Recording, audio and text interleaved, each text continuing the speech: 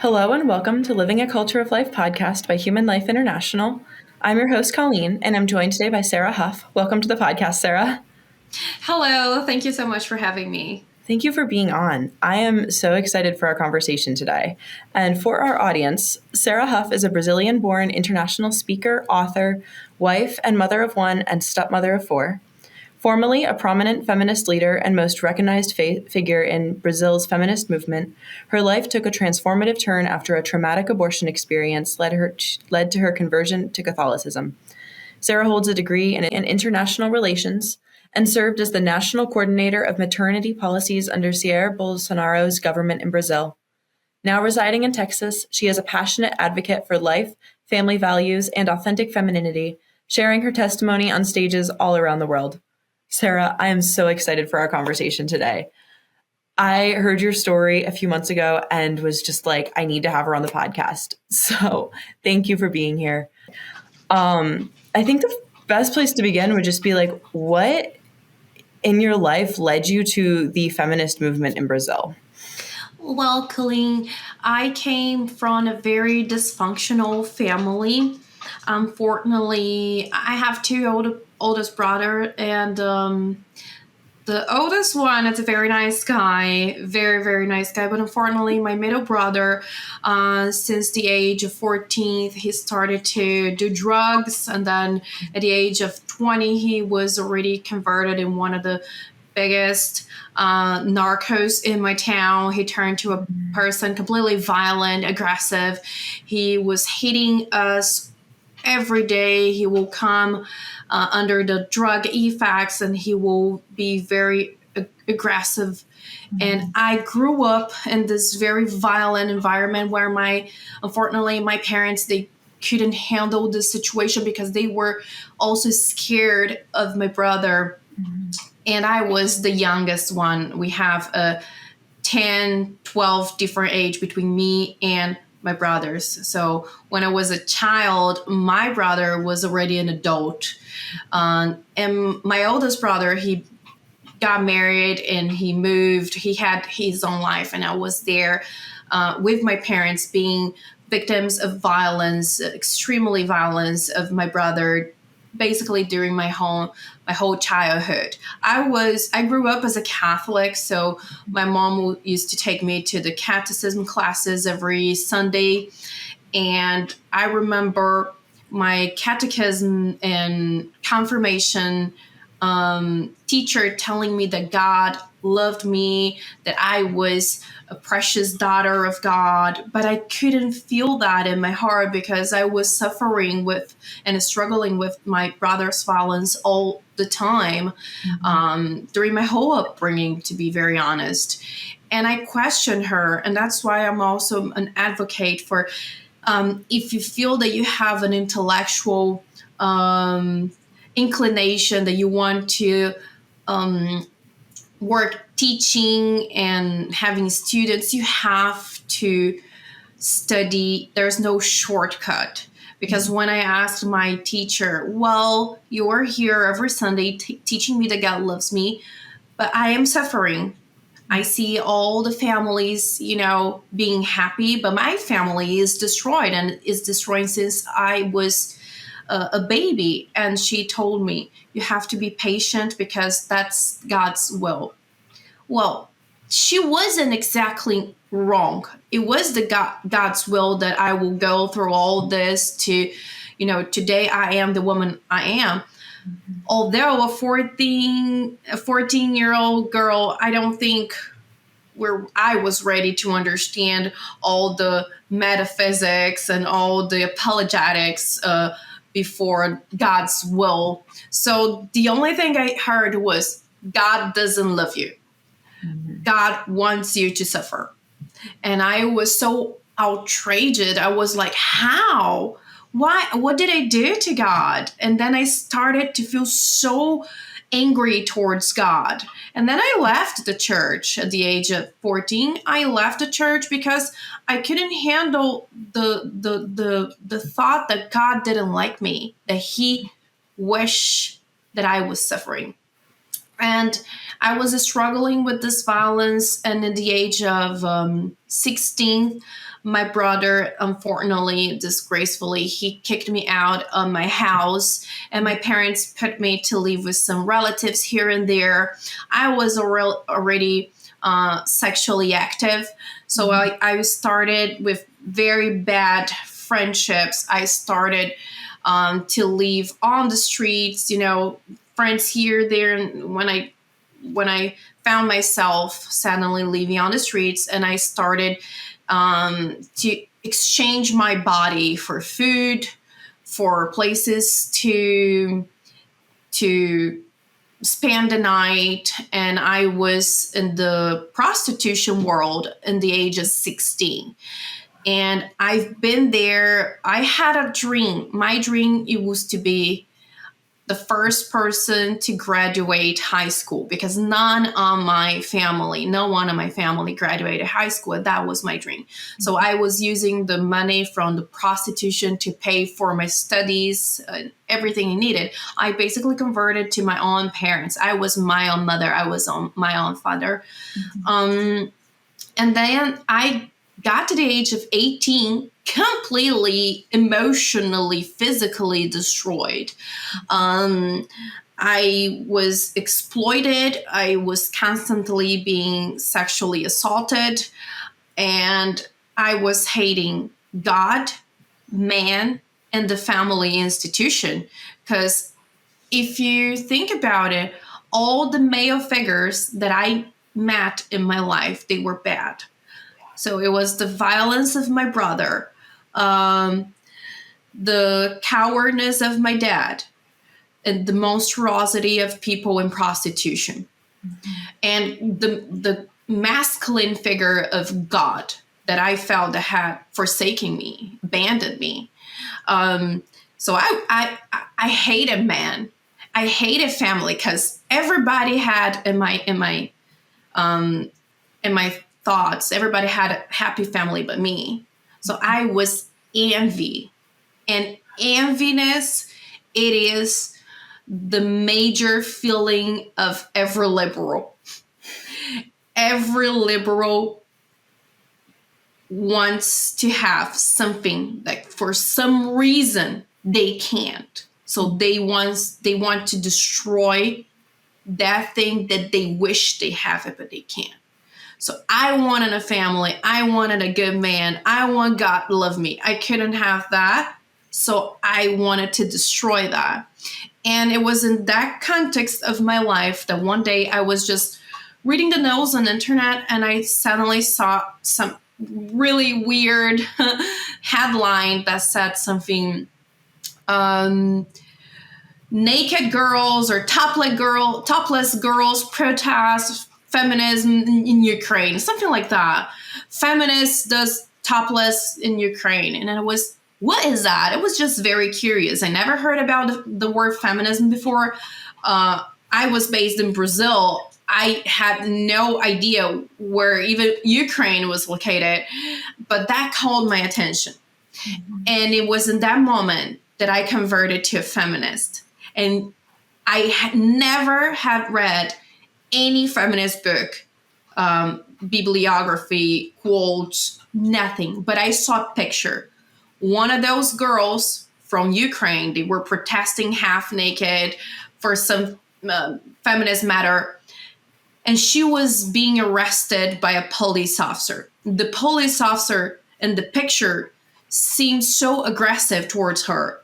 But that's the thing, Colleen. She was looking at the camera. She was facing the camera, and she wasn't crying. She didn't have any pain facial expression. No. Instead, she was very powerful. She was very independent. She was. When I saw that picture, I stared at that picture for 10 seconds. It was there was so much marketing building on it. So I thought, she is being bitten by a police officer. And she is fighting back. She's being victim of aggression, of injustice, and she's fighting back against the system. She has the powerful, an empowered face on it. I didn't know who she was, where she was. I knew I wanted to be like her. I didn't want to be a victim anymore. I wanted to start fighting against all the patriarchal system that was crushing me. So I didn't know what was feminism, but I saw her. She was my age, and I wanted to be like her. That was enough for me. I was only 18, and that was enough for me. So I emailed them, I contacted them, and I said that I had a lot of issues in my problem, sexual tourism, sexual exploitation, domestic violence, rape culture, all that happens in Brazil a lot. So I emailed them and I said, I want to help. I want to serve. I want to protect other women. I want to fight against all this patriarchal system so I can save another woman. They will not go through the same struggles I've been going through all my life. And that's the second point. Every liberal, it's they're moved. Shh, it's my puppy here. Shh. Every liberal, it's moved by a wish to help. Charity. They want to save a group of people. They want to protect a group of animals. They want to do something better. It's a good feeling, a good wish, although they will use the worst strategies, the worst applications, and the worst tools available to implement those wishes. So that's how I became a feminist. I went to Ukraine. They emailed me back. They said, you speak well. They made me like an interview. And they said, we can see that you have a kind of leadership. We want you, in our team. So they sponsored everything, my passport, my food, tickets to fly to Ukraine. I didn't even, at that age, I never been out of my own state. So it was a great adventure. And then I went to Ukraine in 2012. Wow. Why Ukraine? Was that where this organization was based? Why were they having you sent to Ukraine to learn how to be a feminist? That was an Ukrainian organization called Femen. Okay. And I don't know, it was just destiny. I could have got to know any other organization, but it happens that I met that one, and that's the place where I went, and it was a great adventure. When I got there, I thought that I would be the only one, but actually there was at least 35, 40 other women from all over the world, since Argentina, USA, Spain, UK, Netherlands, France, Germany, Italy, Turkey, and we went through a very hard training in how to become a feminist activist. Wow. Did a lot of those women come from similar backgrounds as you? Did they recruit certain types of women, or was it from all sorts of walks of life? Well, they came from different countries, spoke different languages, had different financial background, but certainly we were sharing something. All of us came from a very dysfunctional family. All of us had a problem in our family. Parent that wasn't there, divorced parents, abuse, sexual assault. We were very diverse, but something was, it's hard to say. But yeah, we were all traumatized by family. Yeah, that makes a lot of sense. Yeah. I liked the point that you raised earlier too, of if you're educating, being able to see where people are at and not just come in with the intellectual answer too, because I feel like, especially in today's world, there's so much brokenness, and healing that brokenness is 50% of the mission. And if you're just coming in with all the right intellectual answers, but you're not recognizing the brokenness that needs to be healed, you're not going to be able to make headway. Exactly. because especially when we are speaking to our audience, sometimes people, we have so many books to read, and they will give us the history behind everything, why those things happens, and I think that's amazing. I have a huge intellectual inclination. I love to read, I love to study, but it's a fact that we need to tell people how to fix it, how to manage that, basic tools to fix those problems, because they're everywhere. That happened to me 12 years ago, and now it's even worse. Yeah, definitely. When you were being trained in Brazil or in Ukraine, what did that look like? And like, who was funding it? Like, who benefited from turning you, the women, into like radical feminists?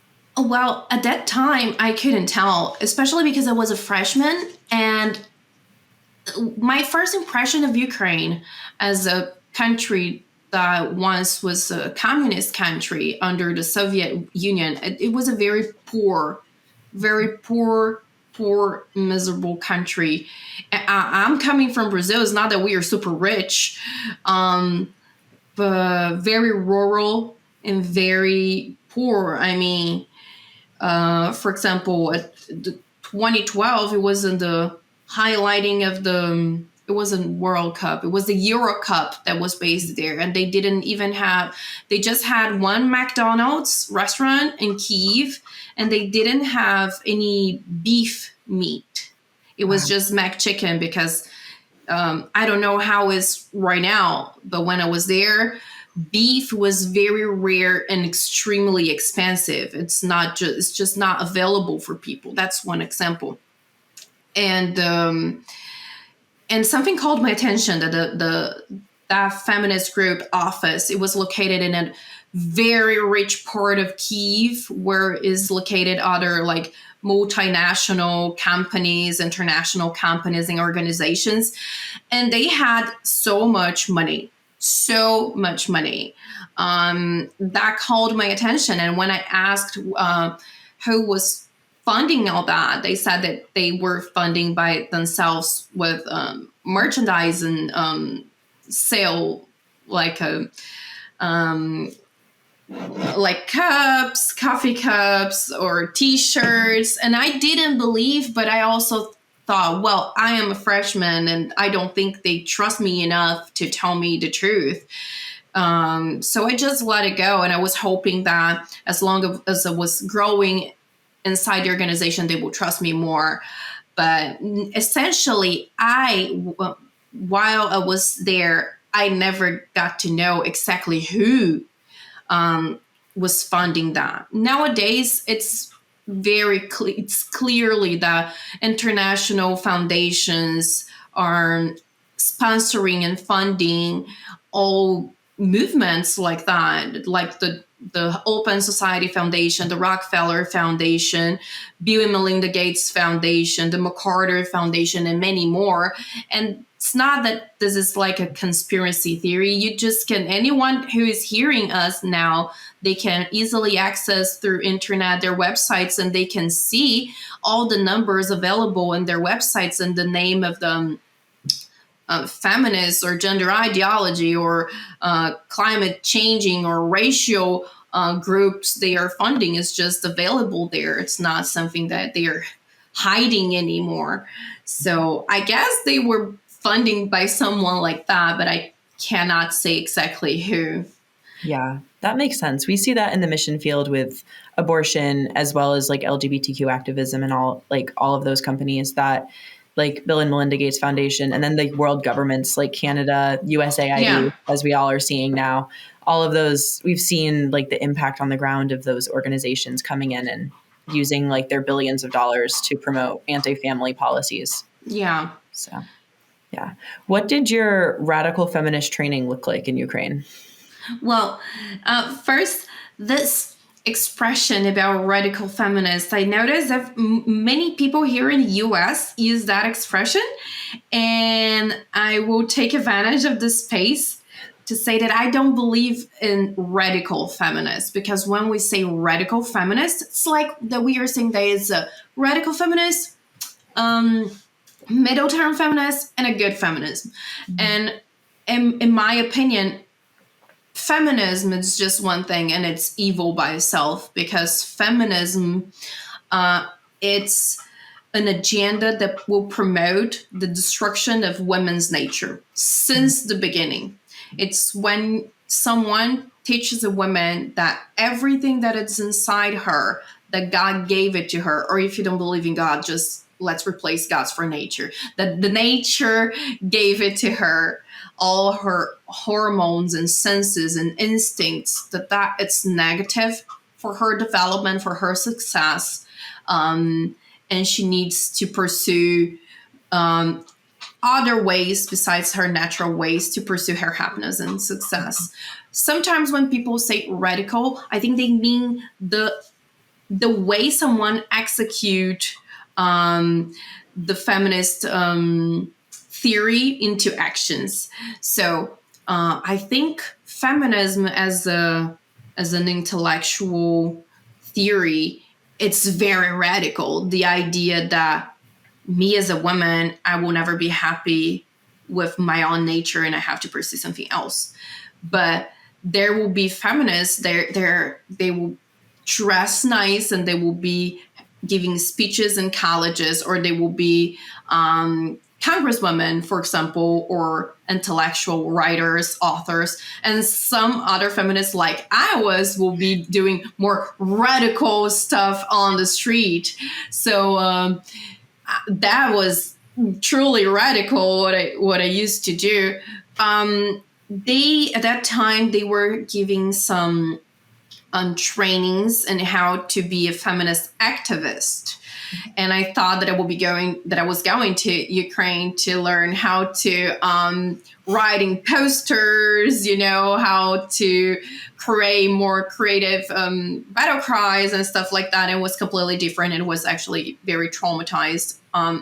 When I got there, I discovered there was more women there, as I already told you.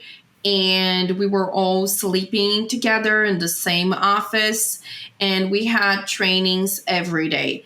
That was truly a brainwash what happened to us. I never thought in my life that I would be exposed to that kind of a treatment and that kind of a situation where, for example, the very first act that they made us do was to grab all our femininity belongings, like makeup or cute pajamas or something that is like purple or pink, and they made us to set fire on it as a ritual to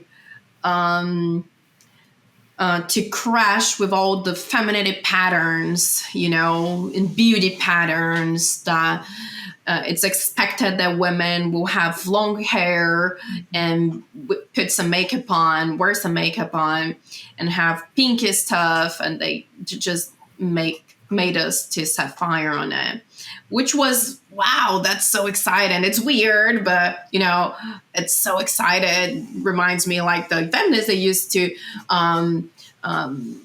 set fire on bras. So that's what I was very excited. But some days after that, it was something very militarized. There was a huge hierarchy, and they were all the time telling us that we were more individuals, that now we needed to be considered as soldiers that will fight for a revolution to build a better world for women, for minorities, a safe world where they will be well treated, respected, and protected.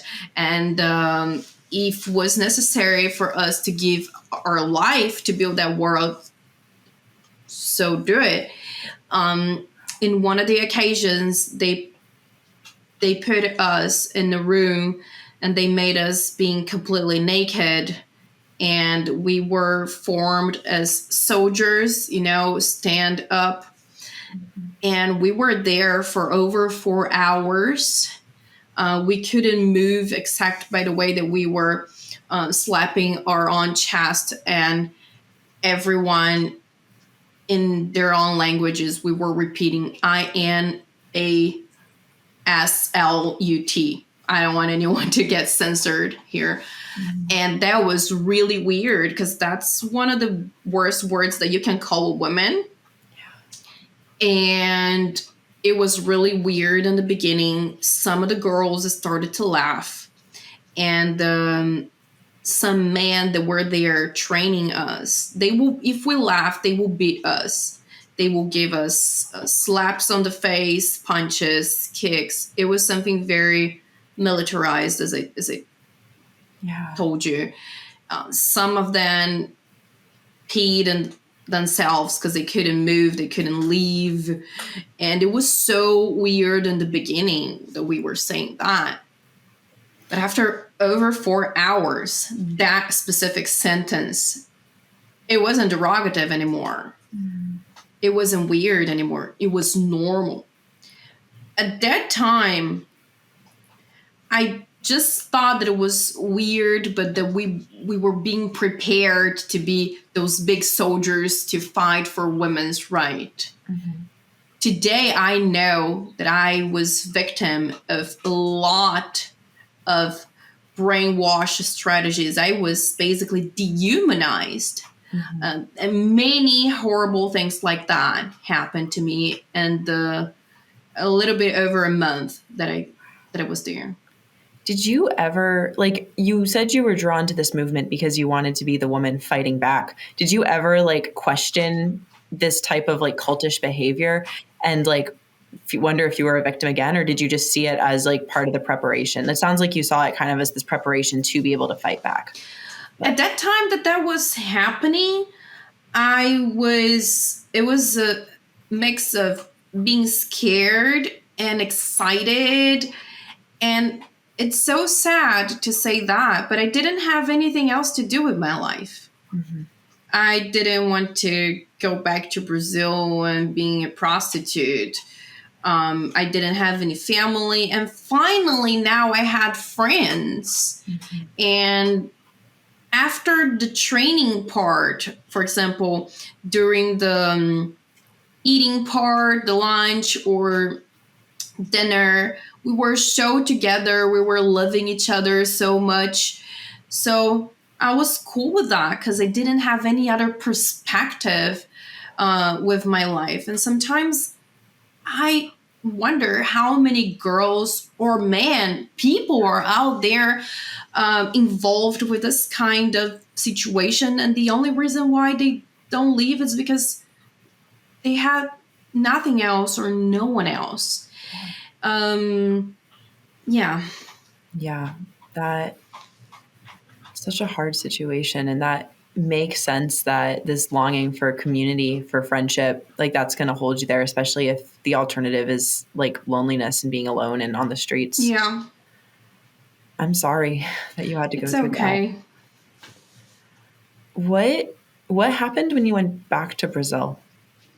Well, when I came back to Brazil, I suddenly became very famous. So this organization, they had a lot of contacts through all the mass media with the main media agencies in the world, like EFE, Reuters, all those. And it was very surreal because suddenly I was no one, completely anonymous, living a miserable life. And then they made me a very huge political celebrity. So I became a very big political, liberal, feminist celebrity commentator. I started to go in a lot of different shows all over Brazilian mass media because I had a mission. I needed to spread the feminist message, the empowering message, this mass patriarchal message through all the media, because Brazilian culture never heard about feminism before. So I needed to get there and get this job done. And I was being paid. I was being sponsored. They were constantly give me money to do that, and they will give me orders too about how should I protest this week, how what should I protest next month. And they were focusing a lot on abortion, because abortion is illegal in Brazil. It was illegal at the time, and they needed someone to go through all the mass media and starting to talk about abortion, because that was a very huge taboo in Brazil. It's a very Christian Catholic society. Abortion was illegal. People don't talk about that. So I started to being paid to go through all the shows and talk about that as was something normal. It's women's right. We need that. Women are dying all the time. Illegal abortion, all the false data and all that. Yeah. And they were constantly ordering me to make protests on the street to call the attention of the media and people about abortion. That was the main theme. There was two topics that I protested the most. It was abortion and against the church, against Christianity in general. Yeah.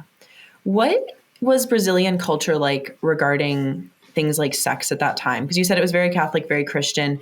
Was there, like, I know sometimes you have countries that are culturally Catholic, but then they've engaging in a lot of casual sex, especially in schools, because of things like comprehensive sex education. What was Brazil's culture at that time? Unfortunately, Brazilian culture changed and shifted a lot in this last decade. But at that time,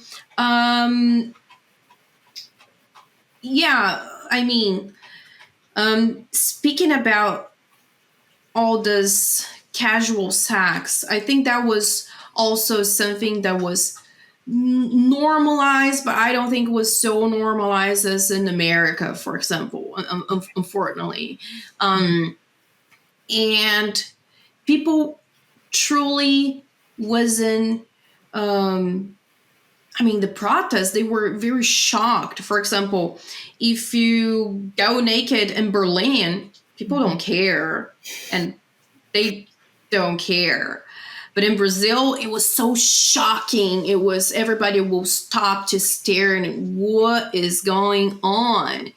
And of course, I'm Brazilian, love my country, but unfortunately, my people and my culture, there's a lot of hypocrisy. For example, we have carnival and everybody will be naked. There will be naked women on the streets, but all the rest of the year, people will tend to be very, traditional. And it is bad. It should be traditional all the time. But it was a huge impact when we started to do the protests. Abortion was a theme, the topic that people never talked about it before. So it was a huge impact. Yeah. And it's trying to change the culture too. Not only is it promoting immoral things, obviously, which is wrong, like abortion and casual sex and LGBTQ, all of that.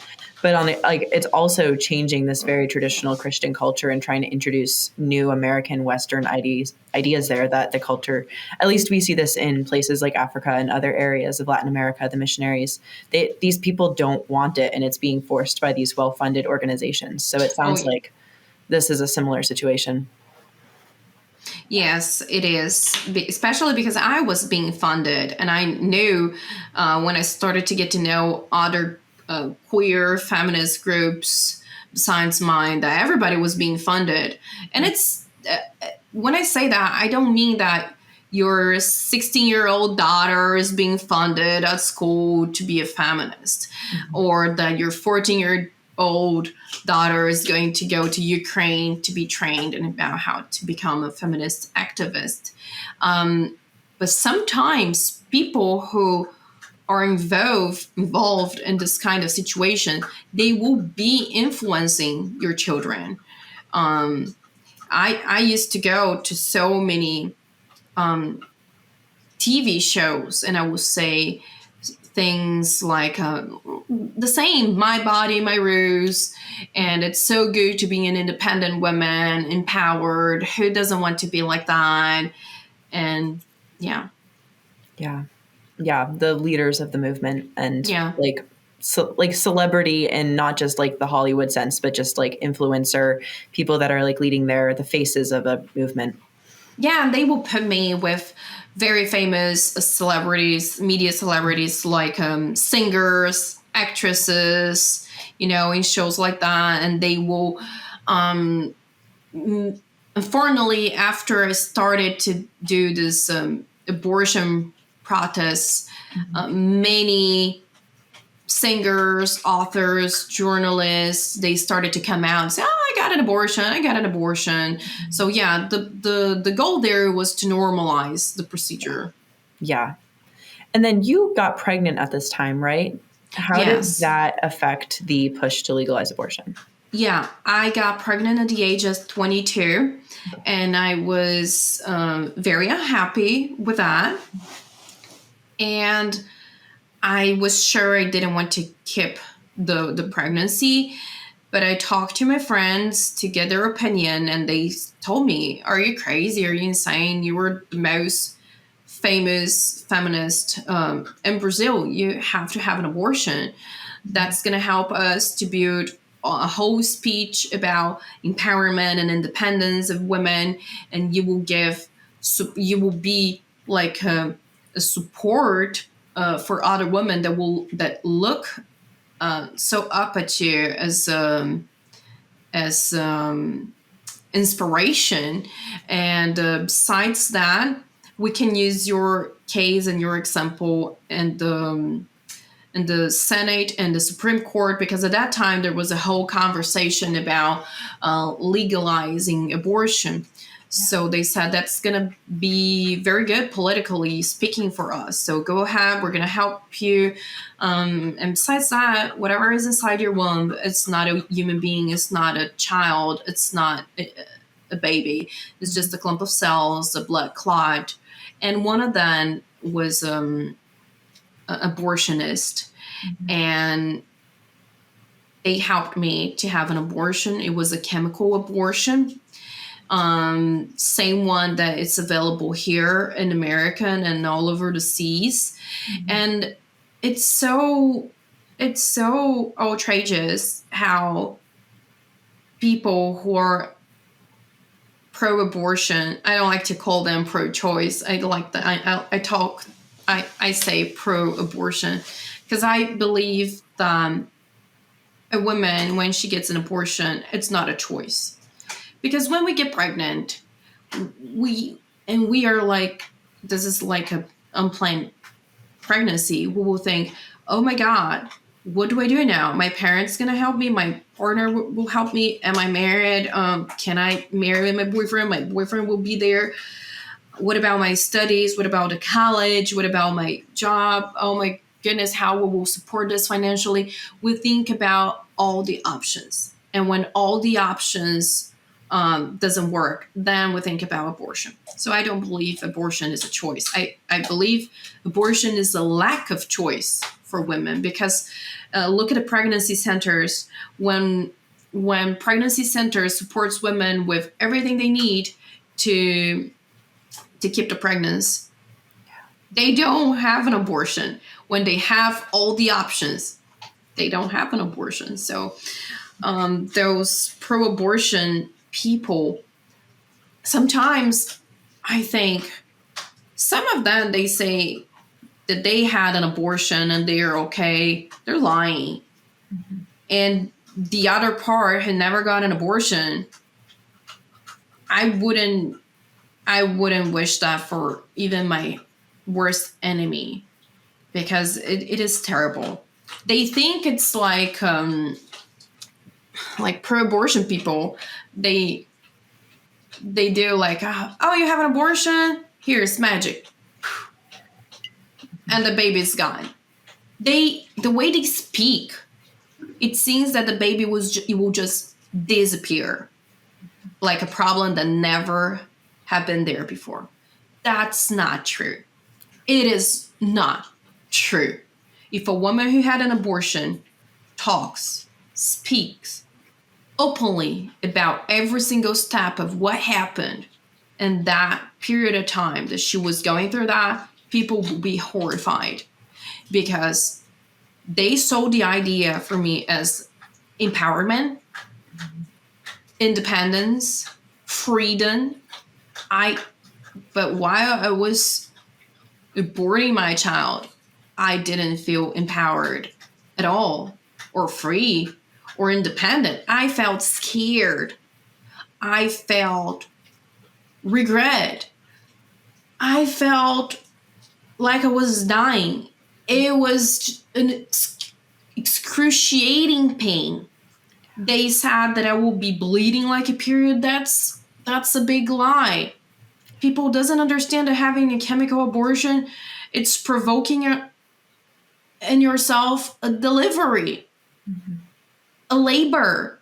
That's what's going to happen when you take the pills. You will go through a labor. And I was having labor contractions for over 6 hours. And that it's everybody who had a baby will know what I'm talking about. It hurts. It hurts severely. And I was alone, because that's what they do. They give you the pills, they send you home. And I was alone, and I was so scared. In the end, there was blood everywhere, liquids. It was horrible to look in the toilet, and I didn't see a clump of cells. I saw my daughter. I was 12 weeks pregnant, and that was horrible. Yeah. And what could I do? I couldn't pick her up and put her back. That doesn't exist. The only option that I did at that time was flush the toilet. They never went through this. They told me many times, do not look, don't look. But I did. And it was horrible. They told me that I will be bleeding like a period for a couple of days. No, I was bleeding severely. A lot. I never stopped bleeding. 10 days after that, I woke up in the middle of the night, bleeding even more. There was blood everywhere. My mattress were done. The tips of my finger was blue, purple. I was throwing up. I was shaking. I knew that there was something very wrong with me. During the whole week, I've been talking to the abortionist. I'm bleeding a lot. I'm bleeding. No, that's normal. That's normal. That's normal. Apparently, I thought she knew what she was doing. But I knew that day, that night, that there was something very wrong. Even the smell that was coming out of my body, it was horrible, like a rotten smell. I called all my feminist friends asking for help, because I didn't want to go to the hospital by myself, because I knew it was illegal. Yeah. So I was scared. And they said, no, it's okay. We will be there for you. Mm-hmm. And I waited for 1 hour, 2 hours, 2 hours. No one came. They literally let me to die. And I knew I was about to die. And with my last strength, I just screamed very hard. And my neighbor heard. And he broke down the door. He kicked down the door of my apartment. And he rescued me. He held me. He picked me up. He put me inside his car. He drove me to the hospital. And it was a white male Catholic man. Mm. He rescued me. He saved my life. And I was having a sepsis. I went septical. And my feminist friends never came to help me. And yeah, it was it was hard. I almost lost my life. I needed to go through a lot of blood transfusions. I spent weeks um, in the care unit. I don't know the name in English. I'm sorry, but when people are very bad, intensive care unit, something like that. Yeah. And my recover was also very difficult because I developed the post-abortion syndrome that, by the way, feminists, they said that doesn't exist, that it's not even a thing, but it was a thing for me because I was dreaming, having horrible nightmares with pieces of babies everywhere. Even when I was awake, I will hear babies crying all the time around me. So I started to drink a lot of alcohol and get drunk all the time because I didn't want to hear those cries. I couldn't look at baby toys, babies' clothes, or even mothers walking with their babies. I will cry and cry and cry. It was a horrible time of my life. I started to go insane, but God gave me another chance because I received diagnosed that I couldn't have babies anymore. I lost one of my fallopian tubes in the process, and they said that my uterus, it was too damaged, that I could try make a lot of procedures and treatments, fertility treatments in the future. But God gave me another chance, and only 6 months after having an abortion, I got pregnant again. Yeah, and my little miracle, it is now 9 years old, and his name is Hector. And when I found out that I was pregnant with him, I decided to quit everything. Because to be very honest, Colleen, I joined the feminist movement because I thought that I would be doing something good for women, that I would be helping women in need. But I stayed there for 5 years and I never helped any women. That's what I wanted, and I never came to help any women, and I almost lost my own life. Yeah. I'm sure you also saw the reality too of like, not only was the feminist movement not helping women, but it was like rock bottom, like hurting so badly. Yeah, completely. To be very honest, we were a bunch of us that were at the bottom, like activists. We were very traumatized and damaged girls who were being constantly used for political and ideological interests and an agenda. And I saw terrible things. I saw how political parties will do money laundry to finance and funding, things like that. All the trainings, now drugs, alcohol, the culture of sex with everybody. Now that's definitely not what I wanted for my life anymore. Yeah. And I believe I read that you found out later that you almost, like, it was an intentional almost dying. Is that correct? Yes, because when I asked the abortionist, I keep bleeding. What do I do? Mm-hmm. She was just telling me, no, you don't have to do nothing. That's normal. That's okay. And I trust her. Mm-hmm. And later I found out that it was intentionally, because they never told me that I needed to that after having an abortion, I needed to go to a DNC. They never told me that. So I never got one. Mm-hmm. So I basically kept the breasts and pieces of my baby inside my womb during almost 2 weeks. So of course I went septic.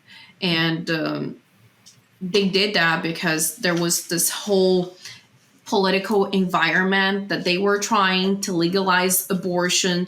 There was a lot of discussions in the Senate and the Supreme Court about that. So I came later to find out that that was planned because I was the most famous feminist at that time in my country. So you wonder what will happen if the most famous feminist will die from an illegal abortion. Yeah. That will be the perfect martyr and the perfect scenario to go and speed up all the process to legalize abortion in Brazil.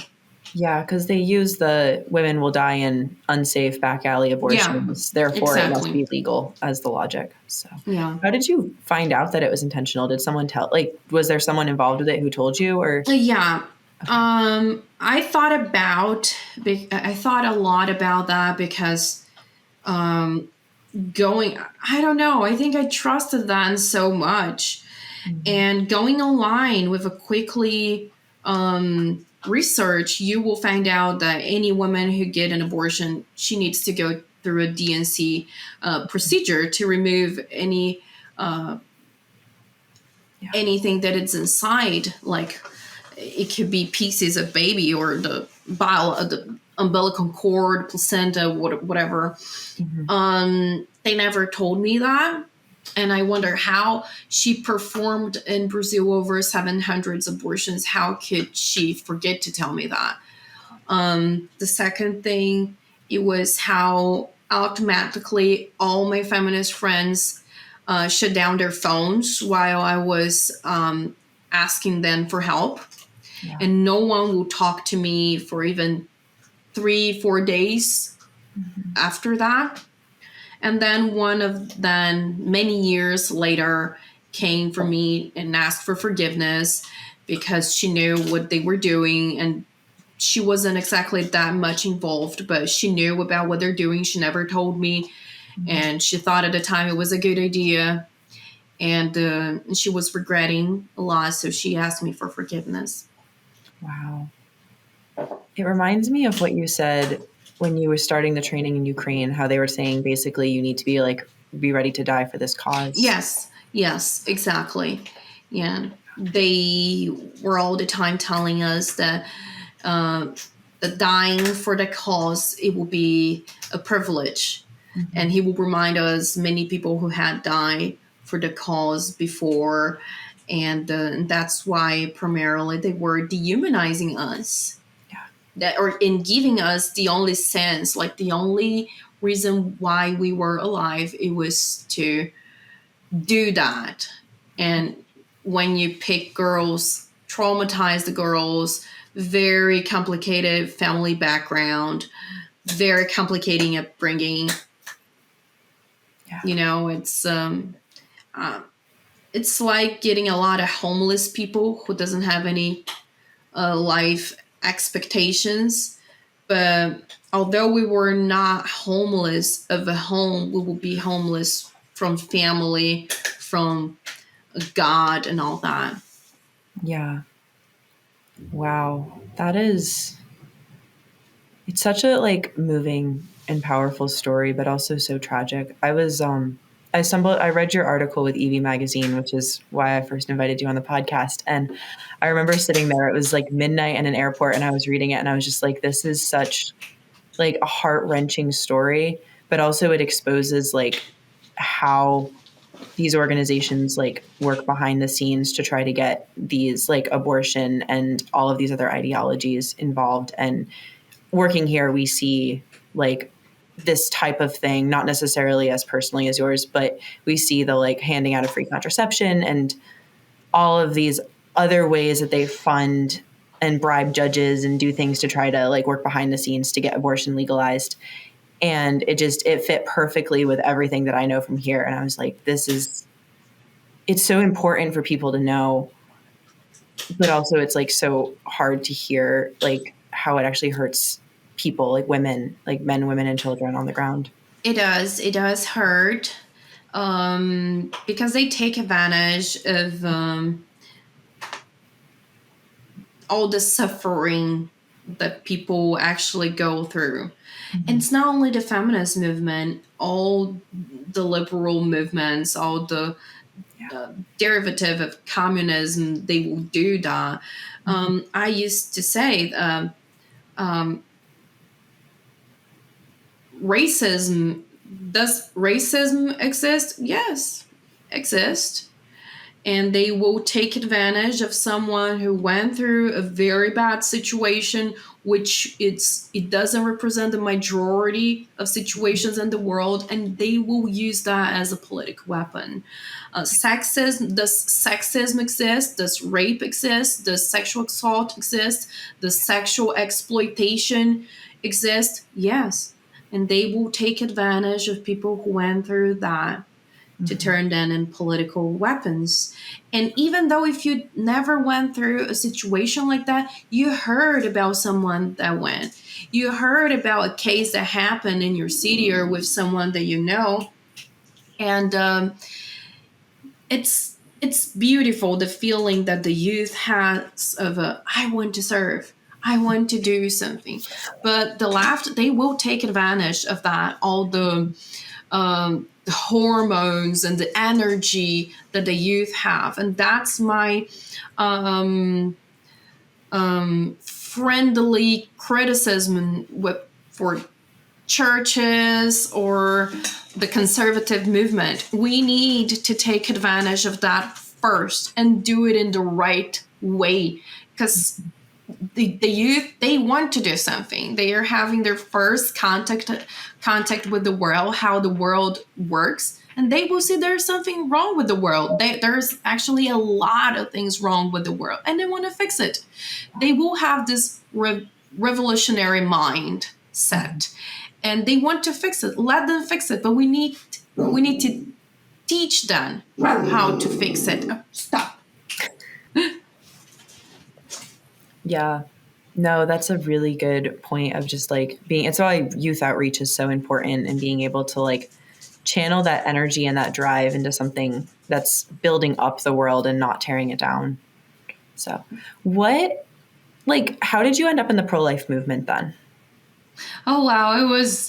It is a very funny story, funny and, I don't know, redeemed, because throughout 5 years that I spent in the feminist movement, I was persecuting the pro-life movement. They were my nemesis, like my worst enemy. I will be like, oh, how they want to force women to birth kids that they don't want. I had this terrible view about the pro-life movement, and I hated that.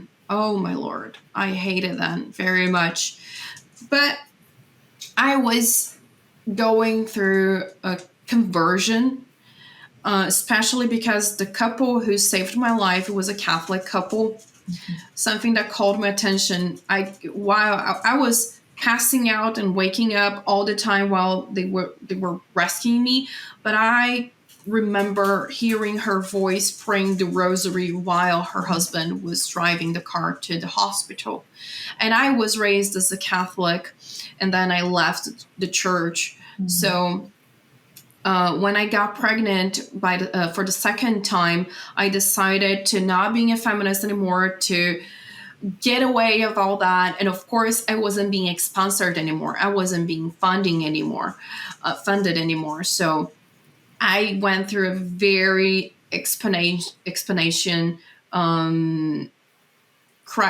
economic crisis. And when my son was born, we didn't have anything, nothing.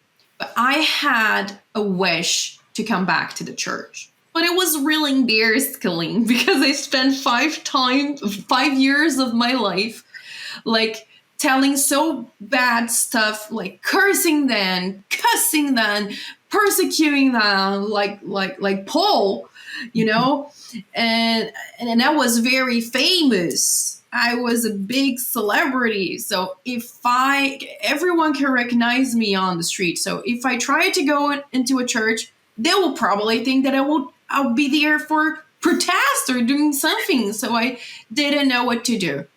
So I felt in my heart that the first thing I needed to do, because I felt in my heart, I want to go back. God gave me a second chance. I am pregnant. I always wanted to have a family. I have my family now, is growing inside me. God didn't let me die, and he blessed me with my family. And I didn't know what to do, so I decided to apologize.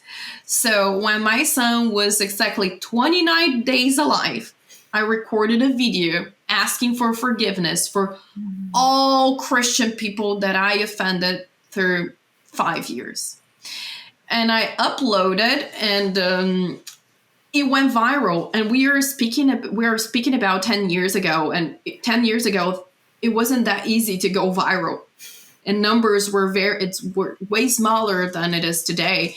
So in 24 hours, my video reached over 100,000 views, over 4,000 comments, and people were comment, "We forgive you. Welcome back."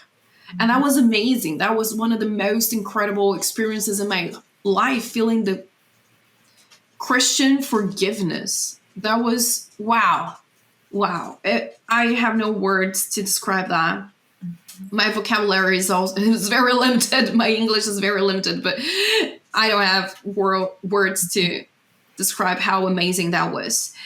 And people started to help me because I asked for forgiveness, and I also asked for help to come back to the church. So many people contacted me, including the pro-life movement, through activists and organizers.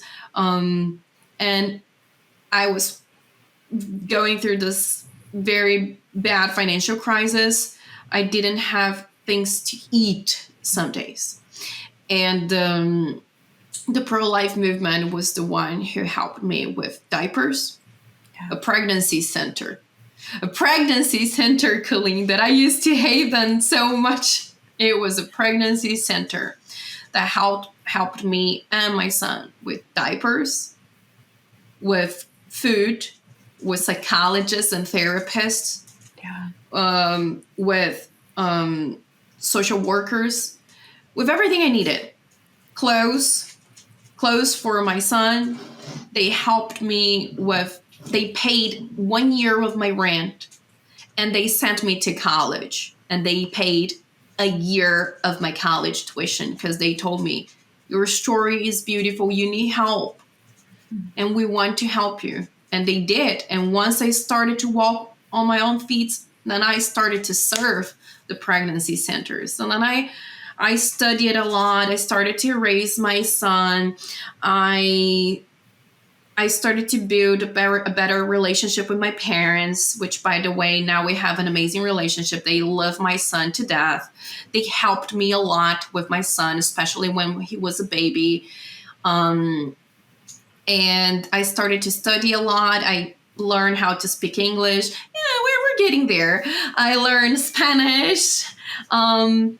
And I graduated. I studied more, and then in the year of 2019, I was invited by the former Brazilian president, Jair Bolsonaro, to be the head of to be the coordinator of public policies for pregnant women in my whole country. So that was an honor. We developed a lot of policies to help women. We organized the pro-life movement in Brazil with government funds. So the government in Brazil at that time that I was there and Bolsonaro was there, we weren't funding any abortion clinics. We were funding the pro-life movement, and we could save a lot of lives, thankfully. But then I was, I didn't like to work. And I wanted to be more present in my son's life. So I just quit. And then I started to just give my testimony. I wrote some books, and now I am a speaker. I wrote some books, and I decided to get married, and now I have 5 kids. And I'm happy. And I can tell you that I am 32 years old now. I am married a very simple man. Very simple, normal, amazing man. I have a lot of step kids. I have my son. I have my weenie dog. And I don't need any ideology to be happy. And that's what I promote now. I love to talk to young women and say, don't ever be scared to get married and have kids. Yeah. It is not true. Oh, you're going to lose your life? No, you're not. I am only 32 and I been in this position and this position. I wrote books. I've been in over 20 countries telling my story. I was the head of public policies in the 5th biggest country in the world. And I'm happy I have kids. Women, we don't need to seek for empowerment. We are already powerful. God made us with a lot of power. We just need to understand the power inside us and use it correctly. It's our nature. It's our feminine nature. Yeah. That is beautiful. Sara, thank you for sharing your story. I have loved hearing this, and I'm sure it's going to be moving for our audience. So thank you. No, thank you. And where can our audience find you if they want to? You said you wrote some books, and then I know you have social media. So where are some places they can find you? Yeah, I am available on X, Facebook, TikTok, and Instagram as the Sara Huff. Sara Huff is just like SaraHuff, like here, Sara Huff. I wrote some books. The last one, How to Manufacture a Feminist. It's very good. Unfortunately, it's only available in Spanish. But I will ask everybody who is listening to me now, please follow me on my social media, because if I grow up my social media basis, I can convince the publish house to translate it to English. So help me, please. I would love to read that if it ever is in English. So I will definitely follow you on all those platforms. Thank you. And I'll put them in the description as well so people can find them there. Thank you. Yeah. Well, yeah. Thank you. Thank you for coming on the show. And yeah, please let me know if there's ever anything, like you ever have any other topics you want to speak about, or any way that we can help you. So thank you so much. Thank you. And to all of our audience, please like and subscribe. Go follow Sara on social media. And I'm going to put one of our new ebooks on the end screen that you can check out, and keep on living the culture of life. God bless.